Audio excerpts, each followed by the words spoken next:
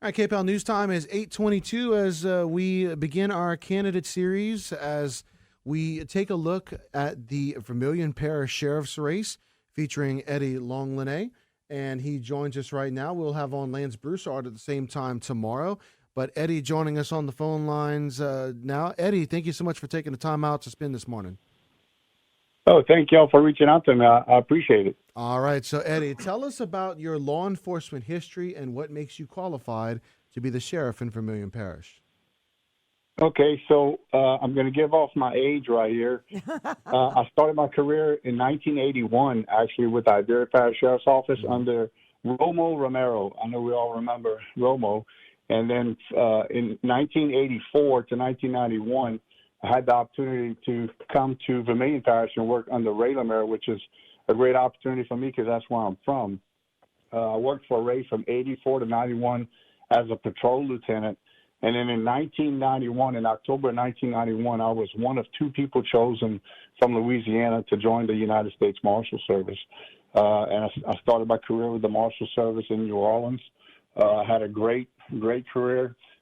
Just so happened when I was in New Orleans, I was part of a team along with ATF and DEA that arrested the most notorious gang in New Orleans history.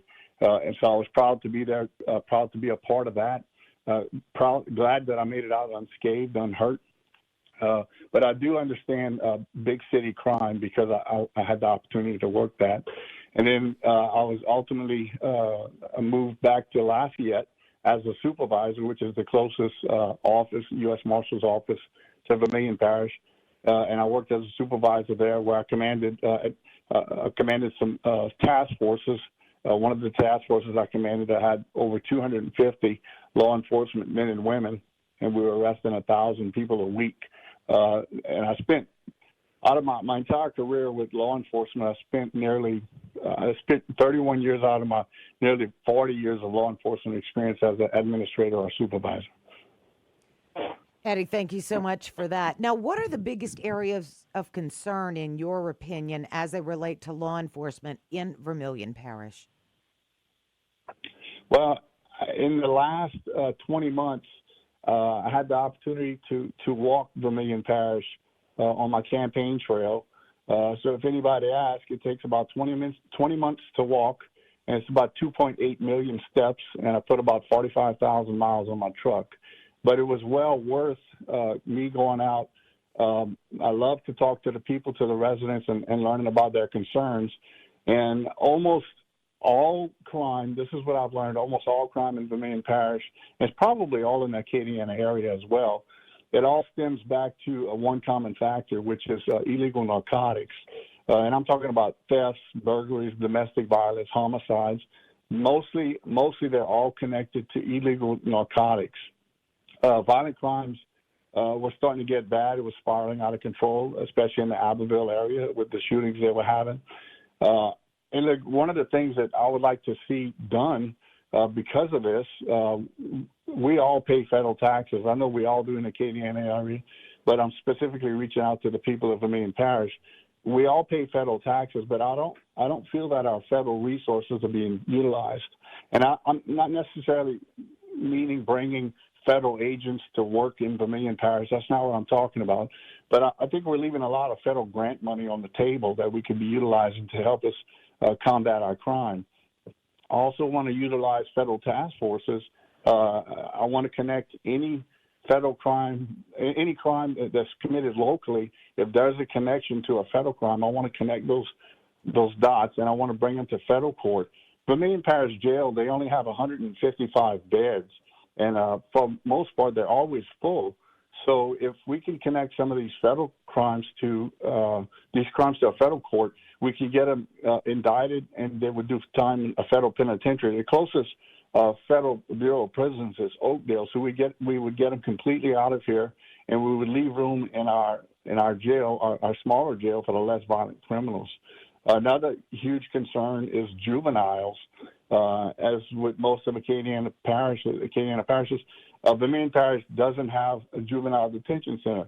We only have one juvenile detention center locally, and that's the Lafayette Juvenile Detention Center, and that one always stays filled mostly with Lafayette juveniles, which is understandably so.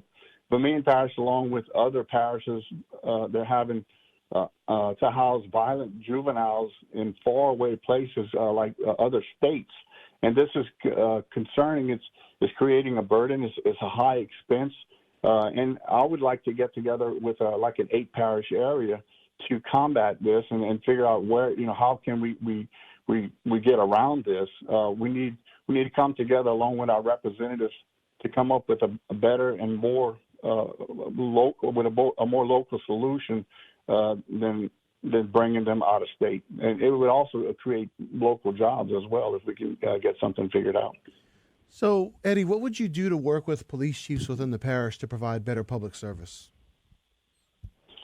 Well, when I worked with the U.S. Marshals, especially when I was a supervisor, it didn't take long to realize U.S. Marshals, especially in the Lafayette Acadiana area, it's not a very big agency. Neither is FBI, neither is ATF and DEA.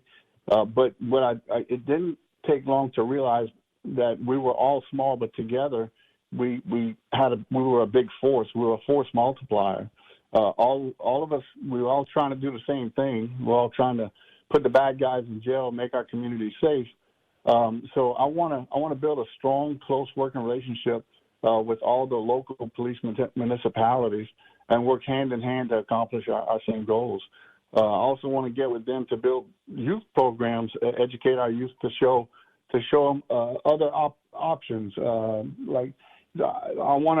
We have a fantastic training facility at the sheriff's office, and I want to bring our youth there and have them have the opportunity to meet people from within our parish and to learn about different jobs, like farmers. We got a great farming community, welders, construction, even attorneys and judges and doctors, law enforcement, first responders. I want to show them exactly what we have in the area that they could do besides just learning what they learn on the streets. This would it would show them that, look, you don't need a high-end education to make good money, good responsible money. That you're not breaking any laws. You're not always looking over your shoulder. But that's one of the big things I want to get together with our local police departments to handle. All right, Eddie. And right now it's your time to talk to the voters about why they should cast their ballot for you on November 18th. All right. Well, early voting, as we all know, starts this Friday, November 3rd, and it ends Saturday, November 11th, with Election Day on November 18th.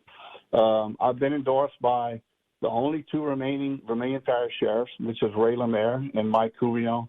I've also been endorsed by Governor-elect Jeff Landry, and I'm also anticipating a few more endorsements. I want to thank my diehard supporters who believe in me since day one, and I also want to thank the supporters who we picked up along the way, and the ones that endorsed me as well that we're picking up. I want to encourage the citizens to exercise their rights to go vote and choose the most qualified person. Look, I look at it like I'm applying for the job of sheriff, and all of the voters are my potential bosses. And as a boss, I would expect, I would hope that they would choose the best one qualified for the position. They wouldn't want somebody who's not qualified if it's a business. And I look at it just the same way. I want to encourage the voters to go out and read the resumes, compare both of the resumes. I'm confident that you're going to be choosing me. And I wish everyone a happy and safe Halloween. Thank you, Eddie Longley. We appreciate your time as we continue on with our candidate series for Vermilion Parish Sheriff. And Eddie, again, once again, thank you so much for your time, man. Thank you all so much. Good morning, everybody. All right, KPEL News Time is 8:31. Tracy's got to look at news in 1 minute.